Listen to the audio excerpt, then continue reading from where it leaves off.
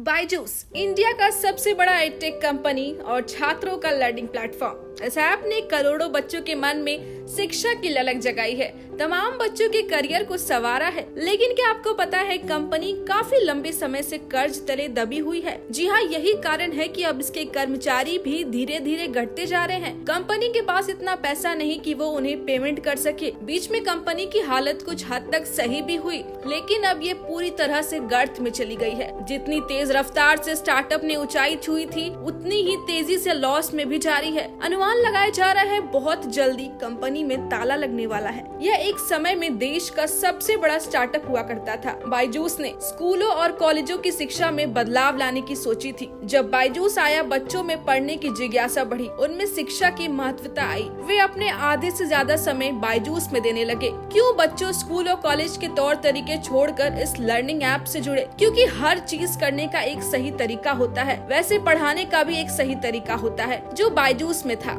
ये लोग सिर्फ पढ़ाने का कोटा नहीं पूरा करते, ऐसे पढ़ाते जिससे कमजोर से कमजोर बच्चा समझ जाए। यही कारण है इस प्लेटफॉर्म से सभी बच्चे जुड़ना चाहते हैं, और यही कारण है स्कूल और कॉलेज की जगह आज बायजूस ने ले ली है। इस ऐप को डाउनलोड करते ही कितने छात्रों का करियर बना है। आखिर कैसे हुई थी बायजूस की शुरुआत और किसके द्वारा? कंपनी के सीईओ रविंद्रन ने शिपिंग फर्म में बतौर सर्विस इंजीनियर के रूप में काम करते थे, और वो वहाँ खुश भी थे। फिर क्यों नौकरी से आना पड़ा बिजनेस में? दरअसल साल 2003 में वो अपने होम टाउन केरल गए थे। केरल में उनके कुछ दोस्त MBA एंट्रेंस एग्जाम में पास होने के लिए मदद की। तभी उन्हें अंदर ही अंदर लगा कि उन्हें पढ़ाने का बड़ा शौक है।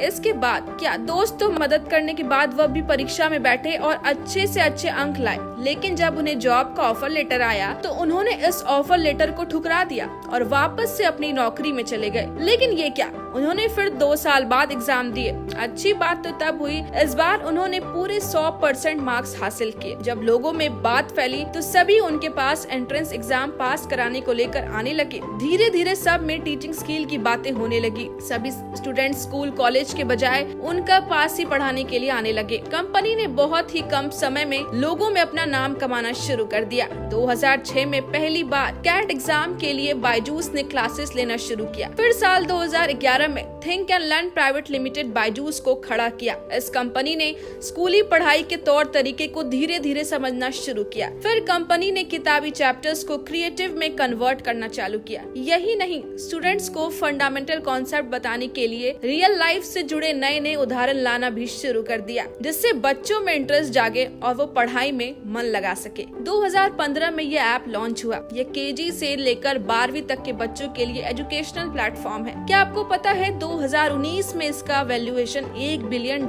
से भी ज्यादा हो गया था, और भारत का कहे जाने वाला पहला एडटेक यूनिकॉर्न बन गया था। इतना ही नहीं, भारत के स्टार्टअप इकोसिस्टम का पसंदीदा बन गया था। क्रिएटिव वीडियोस और टेक्नोलॉजी के इस्तेमाल के साथ ही शाहरुख खान, विराट कोहली जैसे नामी स्टार्स ने बायजूस के वैल्यूएशन को 22 बिलियन तक ला दिया था, जिसके कारण बायजूस दुनिया का सबसे महंगा कहे जाने वाला स्टार्टअप बन गया। जब इतना प्रॉफिट कमा रही थी कंपनी, फिर कैसे गर्त में चली गई? कंपनी ने कोरोना के बाद से बर्बादी की सीढ़ी चढ़ी। जी हाँ, कोरोना महामारी के वक्त बायजूस को ऑनलाइन प्रमोशन करने का बहुत ही अच्छा मौका मिला था, और अपने बिजनेस को अलग लेवल पे ले जाने के लिए मार्केटिंग में लग गई। उसी साल मार्च और अक्टूबर के बीच कंपनी के स्टार्टअप ने एक अलग स्पीड ले ली। कंपनी ने न सिर्फ भारत में बल्कि अमेरिका में भी एक एडटेक स्टार्टअप का प्रदर्शन करना शुरू कर दिया। लेकिन कोरोना का दौर खत्म होने के बाद ऑफलाइन क्लासेस फिर से शुरू हो गए। अब कोई अपना भविष्य ऑनलाइन एजुकेशन पर नहीं झोंकना चाहता, क्योंकि ऑनलाइन में बच्चे घर से ही बैठे बैठे क्लासेस लेते हैं। वहीं ऑफलाइन क्लासेस में बच्चों को बहुत प्रैक्टिकल चीजें सीखने को मिलती है, जिसमें उनमें विकास होता है, माइंड ग्रोथ होता है। यही कारण है कि बायजूस